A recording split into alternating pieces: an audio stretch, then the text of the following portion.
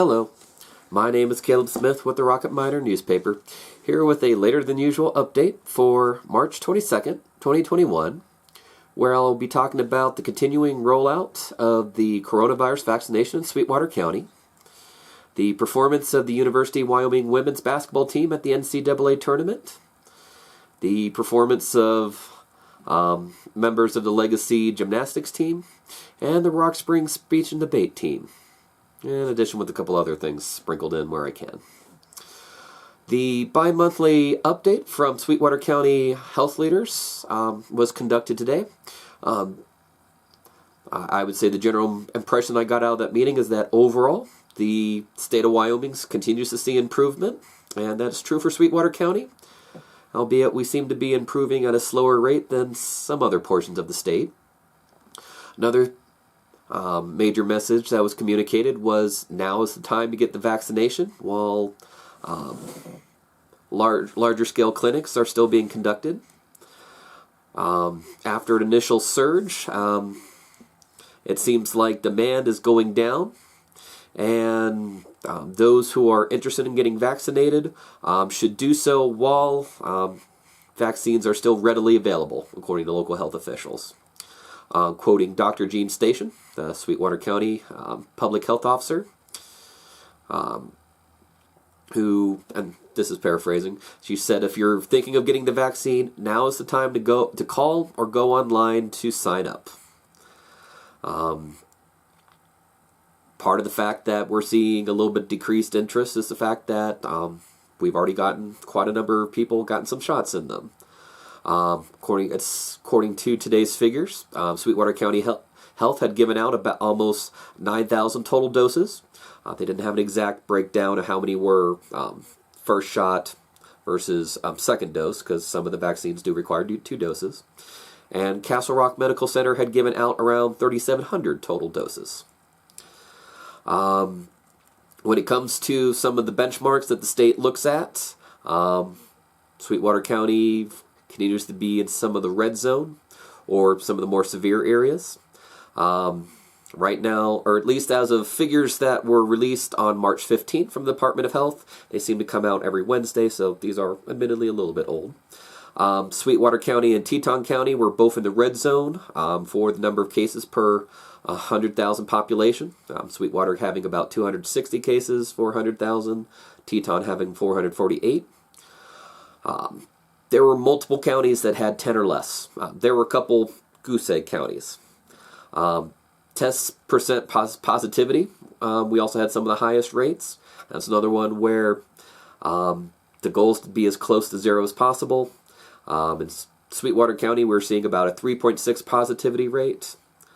And also, we had one of the larger number of active cases.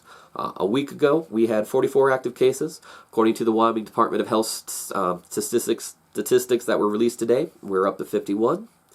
As of last week, Teton County had 103 and has now been lowered to 60.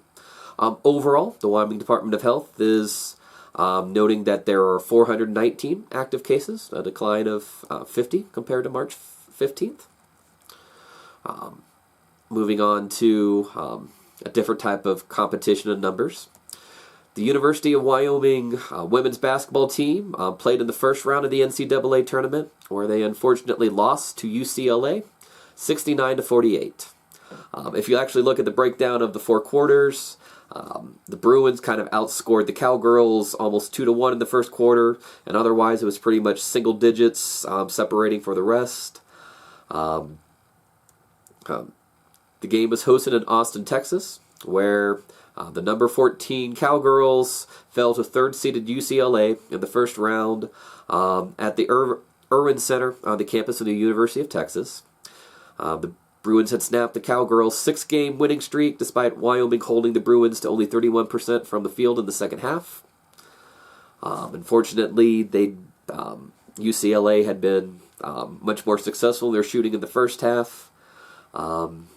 That doesn't take away the fact that the Cowgirls won the Mountain West Championship, which, according to the Coast, after the game, they'll be looking to defend that title in the coming year.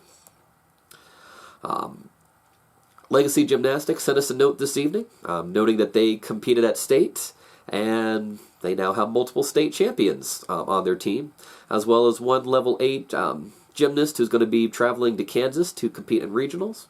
And the team brought back the level 4 second place trophy.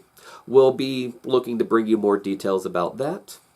When it also comes to winners, the Rock Springs High School speech and debate team made school history this weekend with qualifying 9 Tigers for the National Speech and Debate Association Nationals.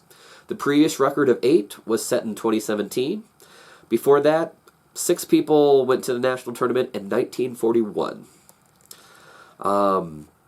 Also, the team noted that Adley Robbins is the first member of the Rock Springs High School speech and debate team in the team's 80-plus year history to qualify in nationals for all 4 years of the high school career. As a team, the Tigers won first place sweepstakes in speech, first place sweepstakes in debate, and overall first place in sweepstakes. When it comes to individual qualifiers, and I do apologize if I don't get your names quite right pronunciation-wise with that qualifier. About qualifiers, they include Adley Robbins, who qualified in the program oral interpretation, Esther Bay and Kennedy Thompson, who qualified in public forum debate. They were double qualifiers, as Esther qualified in U.S. extemporaneous, and Kennedy qualified in original oratory as well. But for nationals, the team noted you have to choose which one you're going to compete in, so public forum debate it is. Shiva Yeshler and Gwennon Pritchard qualified in policy debate. Shiva's another double qualifier in international extemp as well. Shauna Latimer qualified in informative speaking. Quentin McCrae qualified in world schools debate. Dawson Fanton qualified in humorous interpretation. Sophia Cousins qualified in original oratory. Haley Cousins is a first alternate in informative speaking, and Tori Hester was a semifinalist and third alternate in informative speaking. Quoting from the announcement on Facebook, we are allowed 2 supplemental entries for team members who did not otherwise qualify. Tori and Haley will be competing with us in June. That means our entire team will be competing at NSDA Nationals. Well, just quoting from the end of the post, we thought this would be remembered as the online season, but it will also be remembered as the year we sent everyone to nationals. The year we not only survived, but thrived. The hardest year we'll ever do, and the year we kept going and succeeded beyond our wildest dreams. End quote. Good job, Tigers. Good job, gymnasts. Good job, Cowgirls. And good job, Sweetwater County. One thing that was noted by county health officials is that people are still doing their part. People are still wearing masks, even though it's something that everybody's tired about. There are a couple of health officials talked about their everybody's getting to that point, but we're hopeful that we're getting close. And they just thanked us for the fact that we've held in for so long, and thanked us in advance for the little bit of patience and dedication that we'll show to get us through to the very end. Got to play all 4 quarters. Anyway, this is Caleb Smith with the Rocket Miner newspaper, wishing you a good day and a safe tomorrow. Bye.